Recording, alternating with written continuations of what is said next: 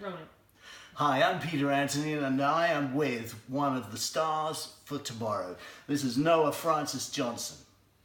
Hi. And it's Noah, I hope you don't mind, but this is a gloves off interview. So, Yeah, no, it's cool. you know, Takes me back though. no holds barred here, buddy. Takes me back, Pete. Yeah, so anyway, you're about to launch your debut album, Yep. Foreverman. That's right. And it's been 3 years in the making. I know. So tell me, take us right back to the beginning. What started it? Okay, well, you mean the beginning of the album? Yeah, no. How did the whole ball start rolling for you with this album? Yeah, okay, well, I've been making music since I was a boy. Yeah. Just, various music records and building my way through. And then I met up with Quincy Jones. Now listen, let me stop you right there. Quincy Jones, Michael Jackson, Yeah. a I know. producer, a massive Incredible. guy, Yeah, huge. I have to say, awesome in the industry. absolutely. So how do you suddenly get hooked up with Quincy Jones? It's funny, my friend says from Tiger Bay to LA, right? So Yeah, exactly. Well, what happened was a friend of mine knows Quincy. Yeah. And he said, I'm going to introduce you. And it's so funny because I remember Quincy came into my friend's office and he said, Quincy, this is Noah. And my friend said, Quincy, is he too old?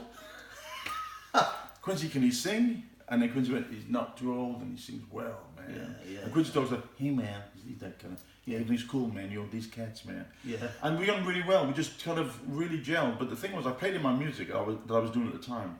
And I was in a rock band. Yeah. Called Ellis, and we were playing with everyone from Slayer to Metallica. I've seen clips of you doing it. Yeah. You were good. Thank you. Yeah, and I was really enjoying it. I have a few really good friends. Five Finger Death Punch. I remember sitting in his apartment in LA years ago, and he said, "I'm going to be one of the biggest rock bands of all time." Yeah. I just laughed at him, and there he is now. He's up there with Metallica. It's really incredible. But what I did the whole journey in this rock arena. Yeah. And a friend said to me, I don't believe you know doing that rock. I don't believe you. And I was like, come on, it's me. I'm enjoying it. And I was enjoying it. Yeah. But then I met Quincy and I played him the record and he said this to me. Son, you need to embrace your blackness. Well, he would, wouldn't he? He would. And the thing was, I didn't have a clue what he was talking about because my dad's black, my mother's white. Yeah. And I've always kind of, I suppose in a way I can lean either side, being mixed, you kind of go, I know. I take bits of each culture. Yeah. And I suppose it's rock, so it's a very white music. Yeah. So when he said that, I still didn't really know. I said, well, do I hug you? Do what Michael did? Yeah. What are you talking about? Embrace my blackness, Yeah, yes. And it took 6 years. Yeah. For me to, it just went around and around, and all of a sudden, one day, I was in Tarzana in Los Angeles with a friend of mine called Dell, who's from, do you remember the band 5 Star? Oh, yes. He was the keyboard player, the young dude. He's got a studio there now. Yeah. He's black, and I've started. In fact, I had the CD of a version of the track from my friend John Kingham, who I wrote with. Yeah. And he went out to pick up his children from school, and he came back. He said, "What have you been doing?" I said, "I wrote this song," and I sang it to him. He said, "Oh," he said, "Man, this is soul, brother." And I was like, "This is what Quincy's talking about." Yeah. And that's where it started. Yeah. I mean, when I first heard, tracks from it, when you played it to me, I immediately tied you in with that early soul sound, Marvin Gaye, from the great albums from the early 70s, Curtis Mayfield, the soundtracks to the movies that Curtis did, like Superfly. This is where I see it. And when I listen to your tracks, like Detroit Fires and Money and tracks like that, I get the vision in my head. It's a very visual sound. It's like a filmscape. So you got, obviously videos planned for it. Yeah, definitely, for sure. For instance, Detroit Fires. Yeah. I've been on the phone to Motown Records. Yeah. The actual museum, sorry, Motown Museum. Yeah. And I've pitched that I go there and I perform there. And then, of course, there's a lot going on in Detroit, as you know, and it's very depressed. Yeah. And when I was there, that's why that song was evoked. I wrote that song because of what I saw. And what I want to do is capture that now on film. And I work with a young filmmaker he's just doing lots of things like documentaries, which I think he'd be perfect for it. So it'll be it'll be like a soul-umentary. Yeah, brilliant. So you have to be the most connected person and lucky person right off the bat here that I've ever met. Well, because you're hitched up to Quincy Jones. I know. He loves you. Yeah. You got Tony Visconti, David Bowie's producer. That's arranging strings, and man, he loves you. Thank you. Okay. I love him too. You know. I've had direct chat with him. Yeah. He knows all about you. Yes, he is. You know, he just says the best things about you. Incredible. And then you got Chris Kimsey producing the album. Co-producing. Co-producing. Co-producing. Yeah, check that out. Yeah. You're doing the other bit. Yes. Okay. We're both doing So it. Chris Kimsey producing the album. Rolling Stones fame. He produced the Stones. He produced U2. He produced Psychedelic Furs. And now he's producing you. I know. And he says, And what Peter does he Tosh and say? Jimmy Cliff. He says, He says, I see lingerie. Yeah. he also says, It's the best I record. think it's the best record Yeah. I've ever produced. That's what he Now, said. didn't he put together your band as well? Because you got a 9-piece band with a horn section. I'll tell you what he did. Yeah. Absolutely. What he did, he brought this big book of his big black or red book, whatever colour. Yeah. He opened it to me and I spoke to his wife. I love his wife, Christy. Yeah. And she said, no, we've never done it before for anybody, but we've really connected with you. Yeah. And they just brought in Sonny Rollins' nephew. Well, we went to Los Angeles, New York, Apollo. And he said, pick, it's like 15, 20 horn players. Wow. And then he brought in Steve Jordan, the drummer, who played with the Stones. Yeah. So all he did was take all these connections he's built over the years to help me make the best record. And what he definitely did was put me on the map, really, regarding musicianship. Yeah. And I would say every musician that is in the band now are connected through him, for sure. He's done a lot. I was very blessed to have him, and for him to come to the rehearsal recently and say, the live is fantastic. The record's the best record I've ever made. It's massive for these guys. Tony Visconti said, this is what he said. He said, I want to hug this record every 30 seconds. Isn't that lovely? Isn't it? Yeah. And he said, you have to be the best soul singer in the UK today.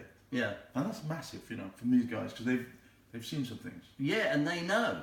And when you get They an really endorsement like that from those people, then, hey, you better believe it. Yeah, for sure. I think it's going to happen for you in Thank such you, a man. big way. And thank you for everything, because I know you're the first to really step up with the ears and hear immediately and get involved. And I really thank you for that. Well, I'm interested in it because you're bringing back an element of music, an element of soul music that is so needed nowadays. And I really think the time is right. Yeah. And not only are you great on the recording, but you can actually, replicate that sound live, and it's perfect. It's identical, isn't it? Yeah. So The only thing I will say to you, and it's not a negative whatsoever, but I'm really pleased that in the rehearsal, the band brought something else the record doesn't bring, and the record brings something the band don't bring. Yeah. So basically, if you close your eyes, what a record should do is make you think the band is in the room. But when you see the band, because you see the visual, you bring the record in the room. It's really working how it works. Yeah. But that's what it's done. And Chris said, he said, this is another record again now, what you've done in this room with this. Because I arranged a lot of the stuff with the musicians, and he said, what you've done is really incredible because you've made this live thing as good as the record, which is another great compliment. Yeah, fantastic. And he did say, I see lingerie, which I thought was... Did he? So listen, when's the album drop, as they say these days? That's a great word. I'm not sure I like it. No, it's well, the term that we can they change use. it. Yeah, We can change a it. drop sounds negative to me, Yeah. but it's the term When's the they album use gonna now, out? isn't it? We could say blow. Yeah. Well, so when's the album Released. out? That's the old-fashioned When's one. the album out? The album's looking like it's going to come out in May, Yeah. but we're going to just start dropping singles up until that point. Yeah. And start making awareness and visibility. Exactly. So well, it takes I've already a- played a couple of tracks on Radio Caroline. How did you do? And it went down really well. But you texted me and said you played the wrong tracks, PA. I mean, I'm not happy about this. No, So, the thing what is, I you was, shouldn't I have love you. you shouldn't have just given me the whole album. I shouldn't I'm a have. disc jockey, I know. and I'm going to play the tracks. And Okay? I did that stupid thing. I trusted you. I trusted you with my child, and you put it straight in the nightclub. Hey man, it's all good. You know that. I just No, I merely, do know that. I just merely lit the fuse. Listen, there's no accidents. And what's It's a supposed slow to be burn. is It's a supposed to slow be. burn. I agree. So, all the best with the album, and Thank you, you're Peter. going to do some promo. I think you're going back to Tiger Bay, aren't you, to launch it? That's exactly right. I'm going on the 17th, and it's been an incredible response. So Yeah. Tiger Bay, I thought take it back to the beginning, to where it started, and I'll launch from there because it makes sense then of me and the record. Because in the Bay, it's quite funny. When we were younger, we would lie in bed listening to Radio Luxembourg. There you go. Yeah, exactly. Yeah. That's the tie. Across because we took it from America. We came this way. Yeah. We always felt you were coming. You went. I don't know where you were at the time. I was on Luxembourg. We thought you were. Yeah, I was on Radio Luxembourg. I knew you were. But we always thought you were on some boat in the middle of the ocean, on your own, playing this stuff. And we were. So our ears, we were kind of looking towards the ocean and America. Yeah. And you know, a lot of stuff you played was very American, and we gravitated to that. Yeah. I mean, a friend of mine's mother is 80 something, and she said, "Oh, I remember listening to Paul Robeson when I was," and she's white, you know. Yeah. And that's Wales for you. We didn't connect to.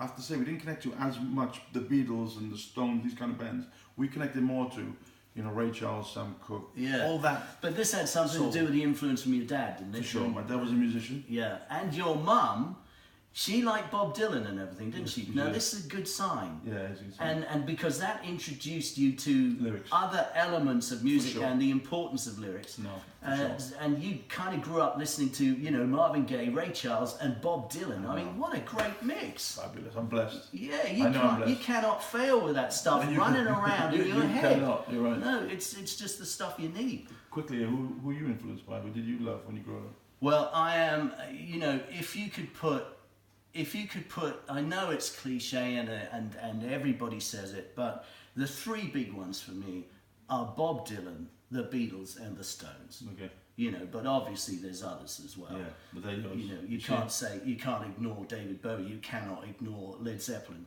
etc., etc. But if I had to have just three artists and the whole discography from all three artists, it would be Dylan, Stones, Beatles, and I'd be quite happy with that. Okay.